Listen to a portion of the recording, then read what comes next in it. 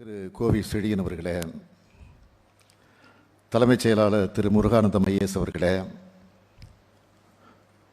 துறையினுடைய செயலாளர்களே, பல்கலைக்கழகங்களின் துணைவேந்தர்களே, பதிவாளர்களே, அரசு உயர் அலுவலர்களே, உங்கள் அனைவருக்கும் எனது அன்பான வணக்கம். இந்தியாவோட கல்வி வளர்ச்சியில் தமிழ்நாடு ஒளிவிளக்கா உயர்ந்து நிற்குது. உயர்கல்வியில் நம்ம மொத்த சேர்க்கை விகிதம் 51.3 விழுக்காடாக இருக்குது. இது தேசிய சராசரியை விட 2 மடங்கு அதிகம். தேசிய கல்விக் கொள்கையை நாம் ஏற்றுக்காமல் நிராகரிச்சிருக்கோம். ஆனால் அதை செயல்படுத்தினா 2030ஆம் ஆண்டுக்குள்ள அடையலாம்னு அவங்க சொல்கிற இலக்கான 50 விழுக்காடு GERஐ நாம் இப்போவே திராவிட மாடல் கொள்கையாக தாண்டிட்டோம். 500க்கும் மேற்பட்ட பொறியியல் கல்லூரிகள், 31 புகழ்பெற்ற உயர்கல்வி நிறுவனங்கள் தமிழ்நாட்டில் இருக்குது. NIRF தரவரிசையில் முதல் 100 இடங்களில் 22 பல்கலைக்கழகங்களுடன் தமிழ்நாடு முன்னணியில் இருக்குது. தரமான கல்வியால் நாம் நாட்டை வழிநடத்தி கொண்டிருக்கிறோம். இது போதும்னு நாம் மனநிறைவு அடைந்திடக்கூடாது. பெரிய கனவுகளை காணவும், புதுமைகளை உருவாக்கவும், உலகளாவிய மாற்றங்களுக்கு ஏற்ப நம்ம மாணவர்களை தயார்படுத்தவும் தான் நாம் இங்கே கூடியிருக்கோம். தமிழ்நாட்டு இளைஞர்களின் எதிர்காலத்தை, நம்ம மாநிலத்தின் வளர்ச்சியை அடுத்த நிலைக்கு உயர்த்த வேண்டிய ஒரு முக்கியமான காலகட்டத்தில் இந்த கூட்டம் கூட்டப்பட்டிருக்கு. அறிவியல் தொழில்நுட்பங்களில் உலகம் வேகமாக மாறி வருதுன்னு கல்வியாளர்களாகிய உங்களுக்கு தெரிஞ்சிருக்கும். இதுக்கு ஈடு கொடுக்கறதா நம்ம பல்கலைக்கழகங்கள் செயல்படணும்.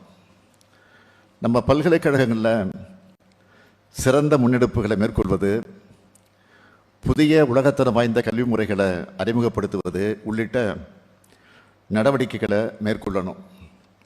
இதுக்கான ஆலோசனைகளை நான் உங்கள்கிட்ட இருந்து எதிர்பார்க்கிறேன். நாம் உருவாக்க போகிற மாற்றங்களின் பயன் நம்ம மாணவ செல்வங்களுக்கு கிடைக்கணும். தமிழ்நாட்டு பல்கலைக்கழகங்களுக்கான எதிர்கால திட்டத்தை உருவாக்க நாம் ஒன்று கூடியிருக்கக்கூடிய இந்த கூட்டம் ஒரு தொடக்கம்தான். அடுத்த கட்ட ஆலோசனைகளை நாட்டின் சிறந்த கல்வியாளர்கள் மற்றும் உயர்கல்வியில் உள்ள சிறந்த ஆலோசகர்கள் கூட மேற்கொள்ள போகிறேன். மாண்புமிகு உயர்கல்வித்துறை அமைச்சர் அவர்களும் இந்த முன்னெடுப்பை அடுத்தடுத்த கட்டங்களுக்கு அவர் கொண்டு போவார். உயர்கல்வித்துறையில் ஒரு பெரிய மாற்றத்தை கொண்டு வந்து புதிய துடிப்பான தமிழ்நாட்டின் அடித்தளமாக மாற்ற நம்ம விரைந்து நடவடிக்கைகளை எடுக்க வேண்டியிருக்கு. காலத்துக்கேற்ற மாற்றங்களை ஏற்படுத்தலைன்னா நம்ம மாணவர்கள் பின்தங்கிடக்கூடும். அதனால் தாமதம் இல்லாமல் நாம் உடனடியாக அதில் ஈடுபட்டு அந்த நடவடிக்கைகள் அந்த வகையில் அமையணும். நாம் வடிவமைக்க விரும்புகிற எதிர்கால திட்டம் 3 தூண்களை அடிப்படையாக கொண்டது. 1, பொருத்தமான கல்வி. 2, வேலைவாய்ப்பு. 3, அனைவரையும் உள்ளடக்கிய தன்மை. இந்த 3ஐ பற்றியும் நாம் சிந்திக்கணும். முதலாவதாக பாடத்திட்டம் மற்றும் கற்பித்தல் முறைகளை மாற்றி அமைக்கணும். உலகம் முன் எப்போதும் இல்லாத வேகத்தில் மாறிட்டு வருது. AI கிரீன் எனர்ஜி இண்டஸ்ட்ரி 4.0 இதெல்லாம் தான் பொருளாதாரங்களை முடிவு பண்ணுது. நம்ம பல்கலைக்கழகங்களும் வளரும் தேவைகளுக்கு ஏற்ப மாணவர்களை உருவாக்கணும். Data science, renewal energy, advance manufacturing போன்ற புதிய துறைகளை பாடத்திட்டத்தில் இணைக்கணும். அடிப்படை கல்வி அறிவை நவீன திறன்களோடு இணைச்சு நம்ம மாணவர்கள் வெறும் பட்டதாரிகளாக மட்டும் இல்லாமல் இன்னோவேட்டிவாக செலெக்ஷன்ஸ் தரவங்களாக உருவாகணும். தொழில்துறையினர் கூட இணைந்து உலகின் தேவைகளை பிரதிபலிக்கிற பாடப்பிரிவுகளை வடிவமைச்சு பல்துறை கற்றலை ஊக்குவிக்கணும். 2, பயிற்சி மற்றும் வேலைவாய்ப்பு குறித்த சில கருத்துக்களை கூற விரும்புகிறேன். கல்வி என்பது அறிவை பற்றியது மட்டுமல்ல, அது மாணவர்களுடைய திறனையும் மேம்படுத்தணும். என்னுடைய கனவு திட்டமான நான் முதல்வன் திட்டமானது இதுவரை 27 லட்சத்துக்கும் மேற்பட்ட மாணவர்களின் வாழ்க்கையை மாற்றியிருக்கு. அதில் 1,19,000 பேர் திறன் மேம்பாடு மற்றும் வாழ்க்கை வழிகாட்டுதல் மூலம் வேலைவாய்ப்பை பெற்றிருக்காங்க. தொழில்துறைக்கேற்ப வடிவமைக்கப்பட்ட பயிற்சிகள் அளிக்கிற இந்த திட்டம் நமது இளைஞர்களை குளோபல் ஜாப் மார்க்கெட்டில் போட்டியிடுகிற திறன் கொண்டவங்களாக மாற்றியிருக்கு. இதை இன்னும் செம்மைப்படுத்தலாம். அதுக்கான ஆலோசனைகளை நீங்கள் தெரிவிக்கலாம். கேம்ஸ் பிளேஸ்மெண்ட்டை வலுப்படுத்தவும், முன்னணி நிறுவனங்கள் கூட கூட்டணி அமைக்கவும், பயிற்சி திட்டங்களை விரிவாக்கவும் உங்களை கேட்டுக்கிறேன். ஒவ்வொரு மாணவரும் டிகிரி சர்டிஃபிகேட்டோட தன்னம்பிக்கையோட வாழ்க்கை பாதையில் அடியெடுத்து வைக்கிறத நாம் உறுதி செய்யணும். மூன்றாவதாக இன்க்ளூசிவிட்டி மற்றும் ஈக்குவிட்டி. தமிழ்நாட்டின் பலம் சமூக நிதியில் நாம் காட்டுகிற உறுதியில் தான் இருக்குது. இது சமூக நிதி அடிப்படையாக கொண்ட மாநிலம். இந்த திட்டமாக இருந்தாலும் அதன் அடிநாதமாக இந்த கோட்பாடுகள் இருக்கிறத பார்க்க முடியும். நம்ம திராவிட மாடல் அரசின் தமிழ் புதல்வன் புதுமை பெண் திட்டங்களால் அரசு பள்ளி மாணவர்கள் உயர்கல்வியில் சேருவது கடந்த 3 ஆண்டுகளில் 30 விழுக்காடு உயர்ந்திருக்கு. ஏன்னா இந்த திட்டங்கள் பொருளாதார சூழல் நம் மாணவர்களின் திறமைக்கு தடை ஏற்படுத்தாமல் பார்த்துக்குது. இது போன்ற திட்டங்களால் அனைத்து தரப்பு மாணவர்களுக்கும் கல்வியை அணுகக்கூடியதை நாம் மாற்றியிருக்கோம். இந்த வரிசையில் மாற்றுத்திறனாளிகளுக்கும் முதல் தலைமுறை பட்டதாரிகளுக்கும் விளிம்பு நிலை மக்களுக்கும் ஆதரவான இன்க்ளூசிவ் கேம்பஸில் உருவாக்குமாறு பல்கலைக்கழகங்களை நான் கேட்டுக்கிறேன். துணைவேந்தர்கள், பதிவாளர்கள் நீங்கள் அடிப்படையில் கல்வியாளர்களாக இருந்தாலும் தமிழ்நாட்டின் பல்வேறு கனவுகளை நிறைவேற்றி தரும் செயல்பாட்டாளர்களும் செயல்படணும். உயர்கல்வி சேர்க்கை விகிதத்தில் தமிழ்நாடு முதலிடத்தில் இருக்குது. தொழில் நிறுவனங்களும் அதிகமாகி வருது. தொழிலாளர் அதிகரித்து வராங்க. வேலைவாய்ப்பு பெருகுது.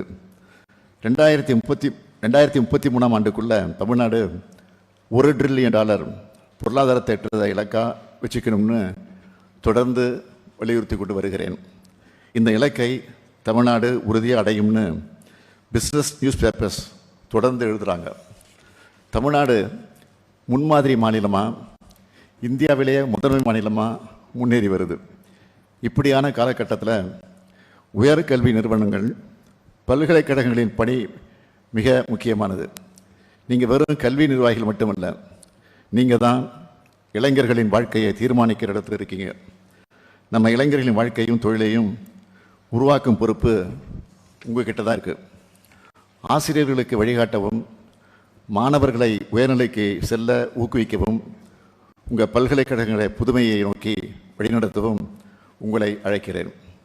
பாடத்திட்ட வடிவமைப்பு, ஆசிரியர் பயிற்சி அல்லது உள்கட்டமைப்பு மேம்பாடுன்னு நீங்கள் எடுக்கிற ஒவ்வொரு முடிவும் மாணவர்களின் முழுமையான வளர்ச்சிக்கு முன்னுரிமை கொடுக்கணும்.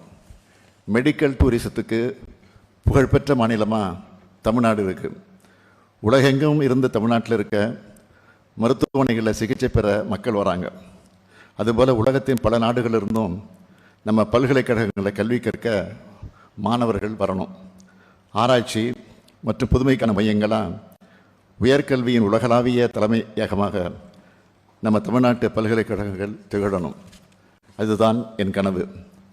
பெருந்தலைவர் காமராஜர் ஆட்சி காலம் பள்ளி கல்வியினுடைய பொற்காலம். முத்தமிழர் கலைஞர் அவர்களின் ஆட்சி காலம் கல்லூரி கல்வியின் பொற்காலம் என்பது போல இந்த திராவிட மாடல்களுடைய ஆட்சி காலம் உயர்கல்வி, ஆராய்ச்சி கல்விக்கான பொற்காலமாக வரலாற்றில் பேசப்படணும். அதுக்கு உங்கள் ஆதரவு தேவை.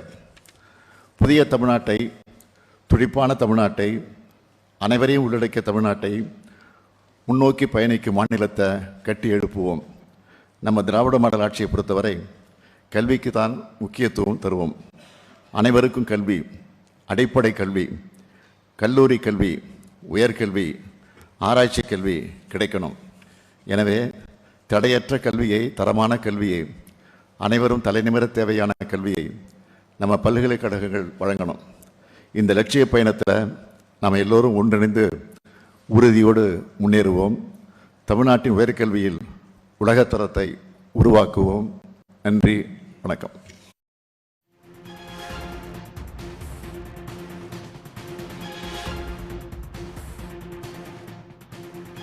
முதலமைச்சர் தலைமையில் துணைவேந்தர்கள் ஆலோசனை கூட்டம் தொடங்கி நடைபெற்று வருகிறது. மாறிவரும் காலத்திற்கு ஏற்ப பாடத்திட்டம், கற்பித்தல் முறையை மாற்றியமைக்க வேண்டும் என்று அவர் அறிவுறுத்தினார். செய்திகளை தெரிந்து கொள்ள சன் நியூஸ் பெல் ஐகானை கிளிக் பண்ணுங்க.